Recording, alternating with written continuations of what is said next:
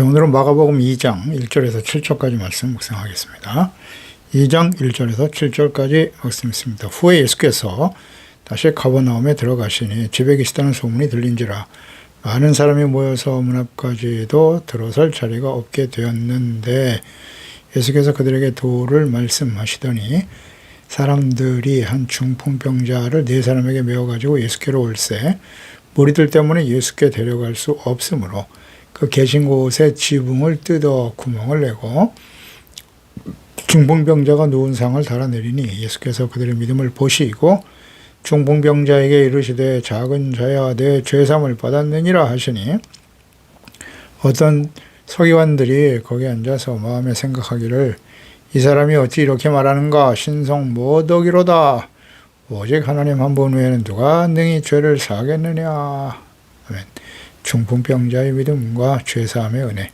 그러니까 하나님의 아들 예수 그리스도의 공생의 사역이 시작되면서 예수께서 행하신 병고침과 귀신을 쫓아내는 이적들의 소문이 퍼져나가기 시작했고 예수께서 이 일에 대해서 침묵하라고 경고하셨습니다. 서기관과 바리새인들의 방해로 복음 전파 사역의 지정을 초래할 것을 아시고 하신 말씀입니다만은 이적 때문만이 아니라 예수님의 가르침, 말씀을 문제 삼아 거짓 목자들이었던 당시 대제사장, 서기관, 바리새인들의 적극적인 항의와 방해가 시작될 것을 염려하셨지만 이제 구체화되고 있었습니다. 그래서 1절에 가버나움에 계실 때 많은 사람들이 모여서 인산인해를 이루게 되죠. 예수께서 그때 그들에게 도를 말씀하셨다 그랬습니다. 예수님이 행하신 병고침, 귀신을 쫓아내시는 이런 치유의 역사들이 사람들에 의해서 가버나움 지역 전체에 소문이 퍼지게 되었습니다. 이 소문을 듣고 사람들이 분전성시를 이루게 되죠. 각색 모든 병든 자들이 치료를 목적으로 찾아왔으나 예수님께서는 그 모인 사람들 앞에 나와서 그들에게 도를 말씀하셨다. 이 도라고 하는 것이 헬라어의 로고스입니다. 하나님의 도.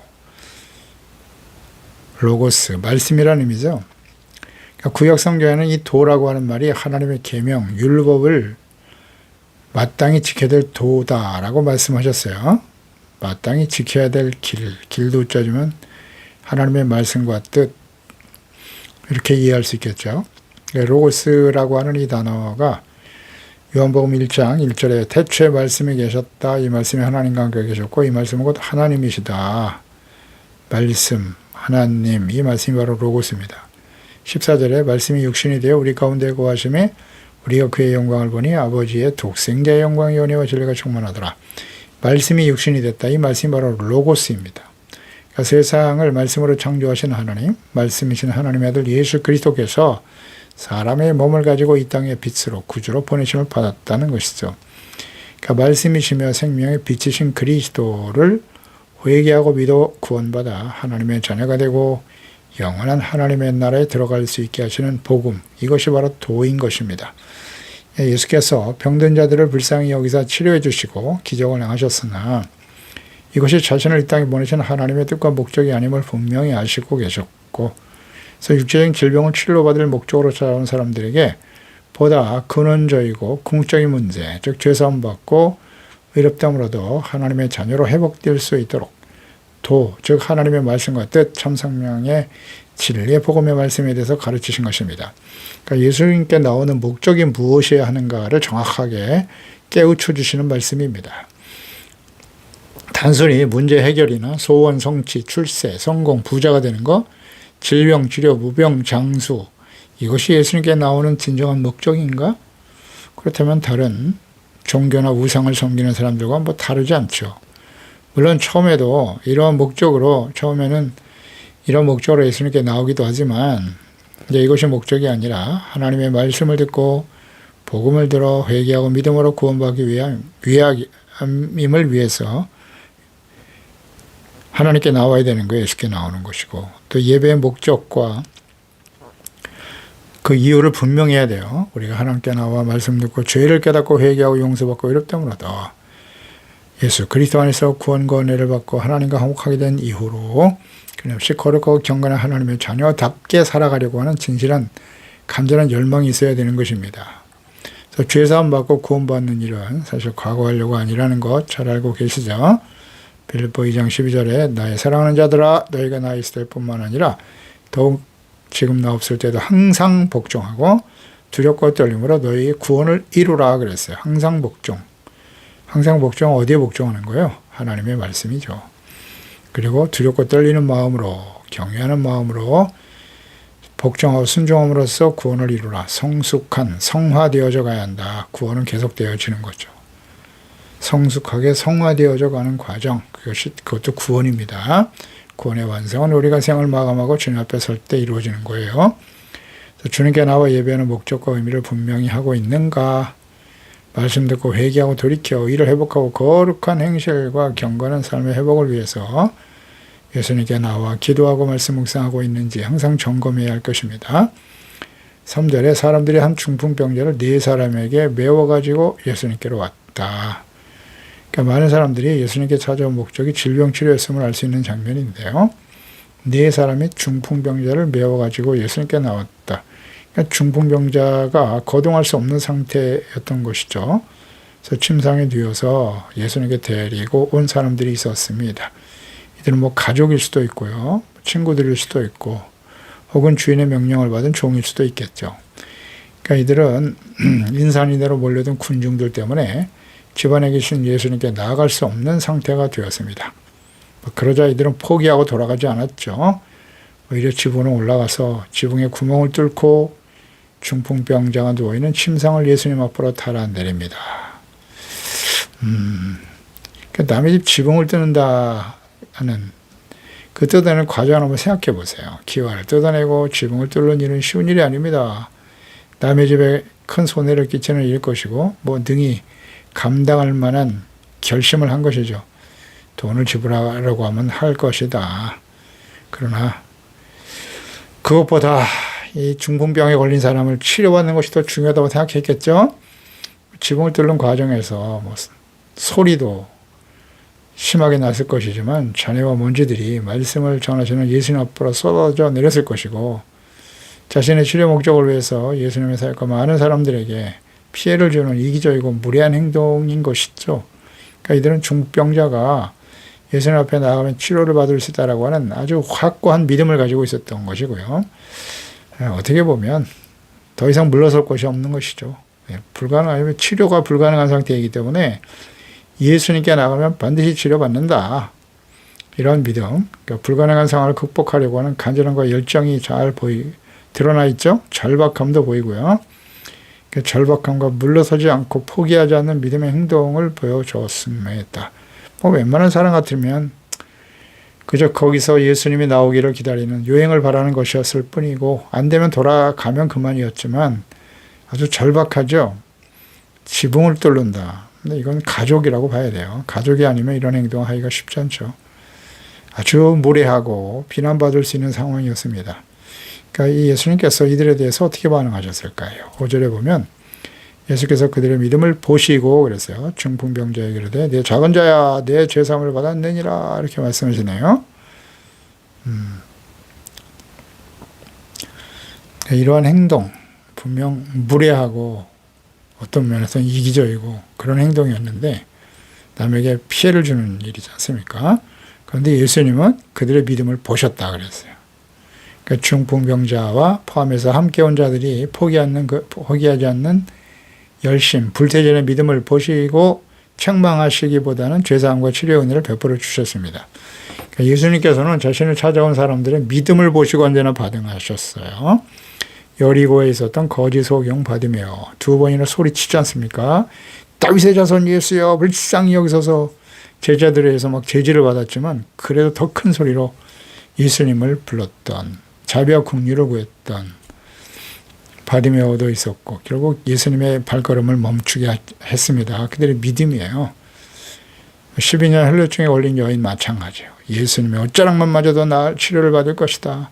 이 같은 믿음을 가지고 달려나왔을 때 예수께서는 치료해 주셨죠. 그리고 10명의 중풍병자들이 문둥병자들이었죠. 멀리 서서 가까이 올 수는 없으니까 그래도 다윗의 자손 예수여 우리를 불쌍히 여겨주세요. 이렇게 외쳤을 때 주님께서 말씀으로 치료해 주셨죠. 제사장들에게 가서 보여라 가는 도중에 치료받는 이런 역사도 있었습니다. 그러니까 언제나 자신을 찾아온 사람들 중에 믿음으로 나온 사람들에게 예수님 반응하셨다. 이런 것을 우리가 볼 수가 있어요. 그래서 예수께서 그들의 믿음을 보시고 작은 자야 네 죄사함을 받았다 이렇게 말씀하시네요. 그러니까 중풍병자의 병을 고쳐주시기 전에 먼저 그 사람의 죄를 용서해 주셨다고 선포하십니다. 지붕을 뚫고 내려온 중풍병자에게 가장 절박하고 필요한 일은 죄사함과 용서가 아니라 중풍병의 치료였을 것입니다. 그런데 예수님께서는 죄사함을 먼저 선포하셨어요. 그 이유는 무엇인고? 질병의 원인이 죄 때문이었다고 이해할 수도 있겠지만 모든 병이 다 죄 때문인 것은 아니죠. 예를 들어서 예수께서 길 가다가 만난 맹인이 있었어요. 요한복음 9장 1절에 예수께서 길을 가실 때만 날 때부터 맹인된 사람이 있었어요. 제자들이 물어봅니다. 라비오, 이 사람이 맹인으로 난 것이 누구의 죄로 임함이니까? 자기입니까? 아니면 부모입니까? 태어나부터 소경이니까 이건 무슨 심각한 죄가 있다. 그 죄 때문에 이렇게 된 것이라고 생각하고 있었어요. 그때 예수께서 대답하시되 이 사람이나 부모의 죄로 인한 것이 아니야.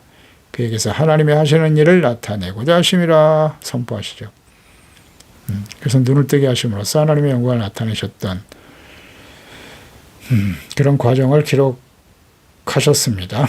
그렇습니다. 모든 죄가 다 모든 질병이나 장애나 여러 가지 어려움들이 다 죄 때문인 것은 아니라는 거죠. 그러니까 예수께서 먼저 죄사함을 선포하신 이유는 당시 많은 사람들이 중풍병자와 같이 병고침을 받기 위해서 모여들었음을 아시고 예수께 나오는 목적이 단순히 병고침이 아니라 죄를 용서받고 의를 회복하기 위함이 되어야 함을 가르치시기 위한 거예요. 그러니까 예수님께 나오는 목적이 단순히 자신의 질병을 치료받고 개인적인 문제를 해결받기 위해서만 나오는 것은 아니라는 거예요. 이걸 좀 강력하게 깨우쳐 주길 원하셨어요. 좀 더 근원적으로. 그러니까 예수님 오신 목적과 연결이 되는 거죠. 예수님이 이 땅에 오신 목적, 우리가 주님을 찾아 나오는 목적, 그 일치가 될 때 기적이 일어나는 거죠. 그러니까 마가복음 1장 15절에 분명히 말씀하셨어요. 예수님 공생의 사역을 시작하시면서 가장 먼저 하신 말씀이 이르시되 때가 찼고 하나님의 나라가 가까이 왔으니 회개하고 복음을 믿으라 하시더라. 하나님의 나라, 회개와 복음을 믿는 믿음이에요. 그래서 의와 거룩함을 회복하고 하나님이 다스리시는 하나님의 거룩한 백성이 되어 하나님의 나라가 온전히 이루어지기를 원하시는 거예요. 하나님의 나라와 정체성 회복에 초점을 맞추라고 말씀하시는 겁니다. 자, 우리는 예수님께 나가 예배하고 기도하는 목적, 말씀 묵상하는 이유와 목적이 무엇인가요? 하나님의 나라와 뜻, 하나님의 이름이 거룩히 여김을 받으시기를 위함인가요? 하나님의 나라와 그 일을 먼저 구하기 위한 삶의 우선순위와 목적을 분명히 하고 주님께 나아가고 있나요? 육체 질병은 치료받을 수 있으나 또다시 병들어 죽을 수밖에 없죠. 예수님을 만나 죄사함 받고 의가 회복되는 영적인 축복과 영생을 더 가치 있게 생각해야 함을 말씀해 주고 있는 것입니다. 예수님이 이 땅에 오신 목적과 우리가 예수님께 나아가는 목적, 이게 같아야 된단 말입니다. 참 점검을 위해서 우리는 어떻습니까? 처음에 주님이 찾아오셔야 돼요. 우리가 주님을 찾아간다고 해서 만날 수 있는 건 아니에요. 거기에 찾아온 모든 사람들이 물론 질병을 치료받았겠습니다만은 구원받은 사람은 얼마나 될까요? 예수 그리스도를 온전히 알고 믿어 죄사함 받고 용서받아 의로운 하나님의 자녀가 되는 구원에 참여한 사람은 많지 않았을 것이다. 이런 걸 생각해 봐요. 왜냐하면 이렇게 치료받고 수많은 기사와 이적을 체험했던 사람들이 예수님이 십자가에 못 박힐 때 십자가에 못 박아야 된다고 소리쳤거든요. 대부분의 사람들이. 그러니까 우리가 예수님께 나아가 주님께 기도하고 주님을 섬기는 그 이유와 목적이 무엇인가를 생각해 보세요. 그러니까 자신의 개인적인 문제만을 해결받기 위해서 교회 나가고 하나님께 나가는 사람들은 그 문제가 해결되면 다시 나올 이유가 없는 거예요. 질병의 문제가 있었다. 그 치료받은 이후에는 주님께 나가 기도할 필요가 없는 거예요. 건강한 사람들 주님께 나갈 이유가 없어요. 세상에서 권세, 재물, 부자, 호의호식하며 살아가는 사람들, 예수님께 나올 이유가 전혀 없는 거예요. 삶에 문제가 없거든요. 물론 이런 과정을 통해서 예수님께 나올 수 있는 기회가 되죠. 그래서 그곳에서 복음을 듣고 하나님 말씀을 듣고 자신이 얼마나 심각한 죄인인가를 깨닫겠죠. 성령의 감동하심과 역사하심을 통해서 은혜를 받는 것은 사실이지만 예수님께 나가는 목적과 그 의미가 무엇인가를 정확하게 이해하고 있어야 됩니다. 그래서 육신의 병 고침은 한시적인 것이지만 영혼의 죄사함, 영혼이 죄사함 받고 의롭다므로도 하나님의 자녀가 되는 것, 이것은 영원한 것이에요. 그래서 육신의 질병이 직접적인 죄의 결과는 아니지만 인류 최초의 범죄 이후에 아담과 하와가 범죄한 이후에 죽음이 찾아왔죠. 질병과 죽음이 시작되었다는 본질적인 측면에서 볼 때 육신의 질병보다도 본질적인 원인인 죄가 먼저 해결되어야 한다는 사실을 우리는 주목해야 합니다. 작은 자야라고 말씀하셨는데요. 이런 표현은 당시 랍비들이 제자들을 향해 쓰는 호칭인 동시에 친근인 성 아래 사람에게 칭하던 매우 부드러운 사랑과 공률이 넘치는 호칭이라고 보여집니다. 그러니까 죄를 산다는 주님의 말씀에 대한 서기관들의 반응, 죄사함을 받았느니라. 서기관들은 어떻게 반응했을까요? 6절에 거기 앉아 마음에 생각하기를 그랬어요. 서기관들이. 그러니까 이 서기관들은 누가복음 5장 17절에서는 그들이 갈릴리 각종과 유대와 예루살렘에서 왔다라고 기록하고 있네요. 그러니까 이들이 예루살렘에서까지 왔어요. 갈릴리 지방까지 온 이유는 예수님께 대한 단순한 호기심이나 혹은 은혜 받기 위해서 온 것이 아니라 예수님의 말과 행동을 주시하면서 율법적으로 어긋나는 것이 있는지 정죄하기 위해서 공의에 기소할 제목을 찾기 위해서 모였던 것이죠. 그러니까 이런 목적으로 이들은 군중들 틈에 끼어 자리를 잡고 앉아서 예수님의 일거수일투족을 예의주시하고 있었습니다. 그래서 그 마음은 예리한 칼날같이 모든 상황들을 점검하고 서로의 의견을 나누고 있었던 것입니다. 그런데 이제 예수께서 죄사함에 관한 말씀을 하시자 그들은 좋은 기회를 얻었다고 생각했어요. 그래서 7절에 이 사람이 어찌 이렇게 말하는가? 신성 모독이로다. 오직 하나님 한 분 외에는 누가 능히 죄를 사하겠느냐? 그러면 자기 자신이 하나님이라는 뜻이냐? 이런 신성 모독이 있는가? 라는 생각을 하고 있었다는 거죠. 그러니까 율법과 계명을 가르치고 유일하신 하나님 여호와를 신봉하며 전통을 계승하는 서기관들 입장에서는 오직 하나님만이 죄를 용서하실 수 있다라는 생각이 아주 분명히 가지고 있었죠. 그러니까 그들 앞에서 예수께서 내 죄사함을 받았다라고 선포하시는 예수님의 이 말씀은 매우 충격적이었을 것입니다. 마땅히 신성 모독이라고 생각했겠죠. 너무나 당연한 일입니다. 그러나 이들은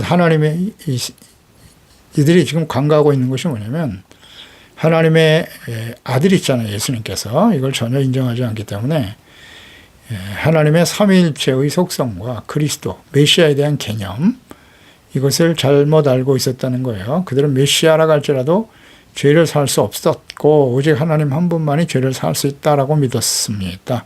메시아 그리스도를 기다리고 있었지만 죄의 사할 권세는 하나님만 있는 것이다. 결국 그들은 하나님과 하나님의 아들 성육신하신 그리스도와의 일체성을 전혀 이해할 수 없었습니다. 인정할 수 없었던 거죠. 그러니까 삼위일체 중 한 분이신 하나님의 아들 그리스도께서 죄 사할 권세가 있으심을 전혀 이해할 수 없었습니다. 믿지 않았어요. 그렇습니다. 그래서 이 삼위일체가 대단히 중요한 거예요.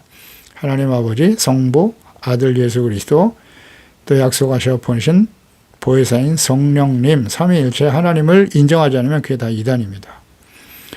삼위일체를 부정하면 하나님을 부정하는 거예요. 그리스도를 부정하는, 그러니까 예수님을 단순한 사람으로만 보는 거예요. 이런 게 이단이죠. 그래서 삼위일체는 대단히 중요한 거예요. 그러니까 지금 유대인들이 아직도 예수께서 하나님의 아들 그리스도이심을 인정하지 않죠. 믿지 않습니다. 그러니까 그들이 아무리 여호와의 이름을 부르고 있지만 이슬람이 부르지는 알라와 다르지 않아요. 이슬람교와 차이가 없어요. 근본적으로 보면 예수 그리스도를 부정하는 사람들에게는 절대 구원이 없습니다. 삼위일체 하나님, 창세기 1장 1절에 태초에 하나님이 천지를 창조하셨다. 땅이 혼돈하고 공허하며 흑암이 깊음 중에 있고 하나님의 영은 수면에 운행했다. 그래서 하나님과 성령께서 창조 역사를 주도하셨어요. 그런데 거기 예수님은 안 계셨나요? 요한복음 1장 3절 만물이 그로 말미암아 지은 바 되었으니 지은 것이 하나도 그가 없이는 된 것이 없느니라. 말씀이신 예수 그리스도가 함께 계셨다고요. 창조의 역사 속에 함께 있었다고 하잖아요. 삼위일체 하나님의 창조 사역을 잘 성경은 증거하고 있어요. 그래서 요한복음 1장 14절에 말씀이 육신이 되어 우리 가운데 거하시며 우리가 그의 영광을 보니 아버지의 독생자의 영광이요 은혜와 진리가 충만하다고 말씀하잖아요. 필립보서 2장 6절 이하에도 그는 근본 하나님의 본체시나 하나님과 동등됨을 취할 것으로 여기지 아니하시고 오히려 자기를 위해 종형체라 가지고 사람과 같이 되셨다. 하나님의 본체시었다. 하나님과 같은 신성을 가지신 하나님의 아들 예수님이 사람의 영혼을 갖고 이 땅에 오셨다는 거죠. 그래서 요한일서 4장 2절로 연결되죠. 이로써 너희가 하나님의 영을 알지니 곧 예수 그리스도께서 육체로 오신 것을 시인하는 영마다 하나님께 속한 사람이고 예수를 시인하지 아니하는 영마다 예수께 하나님께 속한 것이 아니다라고 말하잖아요. 이것이 곧 적그리스도의 영이다. 우리란 말을 너희가 들었으나 지금 벌써 세상에 있다. 당시의 적그리스도 모든 시대 오늘날도 마찬가지죠. 입술로 주여 주여 주님의 이름을 부르지만 하나님의 이름을 부르지만 하나님과 보내신 자 예수 그리스도 성령으로 거듭나지 성령의 인도하심과 역사하심을 받고 있지 않으면 언제나 하나님의 자녀를 할 수 없어요. 삼위일체를 부정하는 거예요. 예수님이 그리스도 하나님의 아들 죄사할 권세가 있나 하나님의 심을 인정하지 못한다는 것은요. 그래서 예수께서 중풍병자에게 사죄의 말씀을 하신 것은 하나님 아버지의 권세를 가지고 선포하신 것입니다. 예수님께서는 하나님께로부터 죄사함과 구원과 관련된 모든 권세를 하나님께로부터 위임받으셨어요. 구원에 관해서. 그리고 이제 요한계시의 마지막 심판도 역시 마찬가지예요. 모든 권세를 심판의 권세까지 가지고 계신 분이 예수님이십니다. 마태복음 28장 18절에 예수께서 나와 말씀하여 이르시되 하늘과 땅의 모든 권세를 내게 주셨다. 분명히 말씀하죠. 그러므로 너희는 가서 모든 족속을 제자로 삼아 아버지와 아들과 성령의 이름으로 여기 나오잖아요. 아버지와 아들과 성령의 이름 삼위일체잖아요. 삼위일체 이름으로 세례를 베풀고 분반 모든 것을 가르쳐 지키게 하라. 볼지어다 내가 세상 끝날까지 너희와 항상 함께 있을 것이다 라고 말씀하셨어요. 이 땅에 계시는 동안에 예수께서 행하셨던 기사와 이적, 선포하시고 가르친 모든 말씀들은 아버지 하나님의 능력으로 이루어진 것입니다. 신성모독이다. 헬라어의 블라스페미아, 중상모략하다, 모독하다 이런 뜻인데요. 인간관계에서 이 블라스페미아는 주제넘고 건방지다, 사악하게 타인을 비방 중상한다는 뜻으로 쓰여지고요. 블라스페미아. 그 다음에 하나님에 대해서는 하나님의 특권을 탈취하거나 불경스럽게 모독한다는 뜻이거든요. 그러니까 율법에서는 이 신성모독을 범한 사람은 예외 없이 돌로 쳐 죽여라 라고 명령하고 계시죠.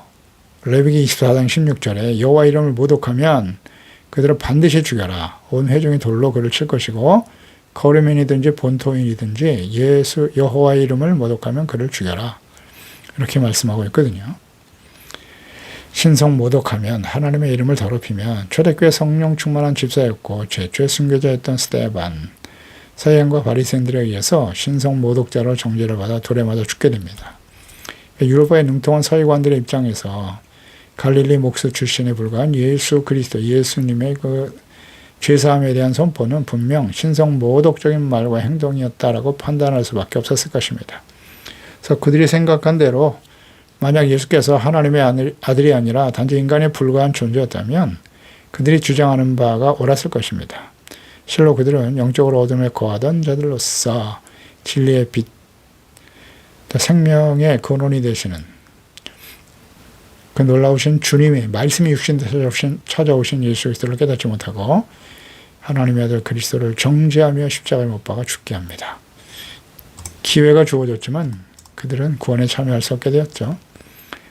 요한복음 1장 5절에 빛이 어둠에 빛이 되어 어둠이 깨닫지 못하더라. 우리는 진정 예수께서 하나님의 아들이신과 그분의 십자가 대속 죽으신과 부활하심을 통해 우리가 죄사함 받고 의롭다함으로도 구원과 영생을 얻게 된 것을 진심으로 믿고 있습니까? 그 은혜에 감사하며 주님을 따르고 있나요? 예수께서 행하신 모든 기사와 이적들, 그분의 모든 말씀이 하나님의 진리의 말씀임을 확실히 믿고 있나요? 요한복음 14장 9절에 예수께서 이르시되 빌리와 내가 이렇게 오래 너희와 함께 있을 때 내가 너를 알지 못하느냐. 그 아버지를 보여달라 그랬어요. 예수님께. 그러면 우리가 하나님과 그리스도를 잘 믿을 것 같습니다. 그때 대답하신 말씀이죠. 나를 본 자는 아버지를 보았거늘 어찌하여 아버지를 보이라 하느냐. 내가 아버지 안에 거하고 아버지는 내 안에 계신 것을 내가 믿지 아니하느냐. 내가 너에게 이르는 말은 스스로 하는 것이 아니야. 아버지께서 내 안에 계셔서 그의 일을 하시는 것이다. 내가 아버지 안에 거하고 아버지께서 내 안에 거하심을 믿어라. 그렇지 못하였거든. 행하는 그 일로 말미암아 나를 믿어라. 예수께서 행하셨던 수많은 기사와 역들을 봐라. 그게 사람이 할 수 있는 일이겠느냐. 하나님 아버지께서 내 안에 계셔서 하신 일이야. 나를 통해서 하신 모든 말씀은 내가 한 말이 아니라 아버지의 말씀을 그대로 전하는 것뿐이다. 그렇습니다. 예수님이 하나님의 아들로 이 땅에 오셔서 하나님의 뜻과 말씀을 전하셨고 그 행하신 일로 회개하고 구원받을 수 있는 길을 열어놓으신 것입니다. 이 놀라우신 은혜를 우리가 깨닫고 그 하나님과 예수 그리스도를 알고 믿어 그분을 경외하고 사랑하고 순종하며 살아갈 수 있는 것은 얼마나 복된 일인가요. 고맙습니다. 하나님 아버지 감사합니다. 예수 그리스도 안에서 우리를 택하시고 부르시고 예수님의 하나님의 아들 그리스도심을 알고 믿어 하나님의 구원의 은혜에 참여하여 죄사함 받고 의롭다함을 얻고 거룩한 하나님의 자녀로 살아갈 수 있음을 감사드리옵나이다. 이것은 아무나 알 수 있는 것이 아닙니다. 말씀이 육신이 되어 찾아오신 예수 그리스도를 알고 믿는다는 것은 하나님께서 우리를 택하시고 부르시고 하나님의 영으로 감동하여 거듭나게 하시고 살아계신 하나님과 주 예수 그리스도 약속하신 보혜사 성령님의 거듭나게 하심과 인도하심을 따라 우리에게 이루어진 놀라운 기적이요 은혜인 것입니다. 중풍병자를 하나님이 치료해 주시고 먼저 죄사함을 선포하시고 하나님과의 관계 회복된 상태에서 영과 육을 치료받아 강건하게 되었도다. 이 얼마나 놀라운 은혜입니까? 우리가 영적으로 사망에 처한 사람들이었죠. 그런데 주님께서 오셔서 우리를 죽을 병에서 살려주시고 영원한 생명과 거룩한 하나님의 자녀로 회복시켜 주신 것을 감사드리옵나이다. 이 죄사함의 은혜가 얼마나 소중한 일입니까? 많은 사람들이 이 말씀을 들어도 믿지 못하고 주님을 따르지 못하오나 오늘 저희들이 이와 같은 은혜를 받았사오니 우리 하나님의 놀라우신 은혜와 사랑을 감사하고 찬양하며 오직 예수님이 우리 안에 우리가 주님 안에 아버지가 예수 그리스도 안에서 우리 안에서 성령 안에 하나 되어 생명의 능력으로 우리의 삶을 통해서 성령 열매가 가득하고 하나님께 영광이 되고 예수님의 참된 제자로 주님을 따를 수 있게 도와주소서. 예수님의 이름으로 기도드리옵나이다. 아멘.